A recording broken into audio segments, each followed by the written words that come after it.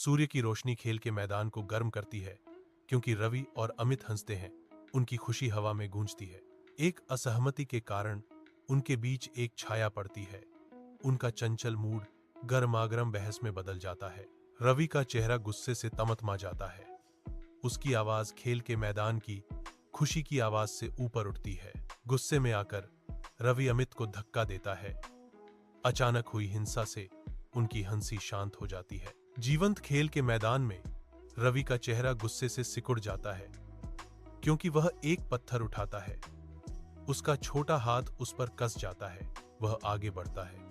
उसकी छाया अमित की ओर भयावह रूप से फैल रही है। प्रहार करने का इरादा उसकी आंखों में जल रहा है। अचानक एक आकृति उभरती है। उबलते तूफान के बीच शांति का प्रतीक दादी। उसकी उपस्थिति प्रभावशाली। उसका हाथ धीरे से लेकिन दृढ़ता से रवि को आगे बढ़ने से रोकता है। उसकी आंखें निराशा और अटूट प्रेम दोनों को व्यक्त करती हैं। दादी की आवाज कोमल लेकिन दृढ़ गुस्से को काटती है। गुस्से का जवाब गुस्से से नहीं, बल्कि प्यार से दो। रवि का पत्थर पर पकड़ ढीली पड़ जाती है।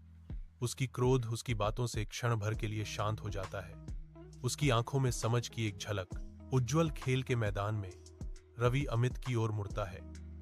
उसकी आंखों में एक आशावादी चमक। चलो दोस्त बनते हैं, रवि कहता है। उसकी आवाज कोमल लेकिन खेल के मैदान की खुशी की आवाजों के बीच स्पष्ट है। अमित का चेहरा शर्म से लाल हो जाता है। उसकी आंखों में गहरा पछतावा झलकता है। वह माफी मांगता है। उसके शब्द सच्चे हैं, क्योंकि वह रवि तक पहुंचता है। लड़के गले मिलते हैं, अपनी ताजा दोस्ती को हंसी के साथ सील करते हैं, क्योंकि वे खेलने के लिए भाग जाते हैं।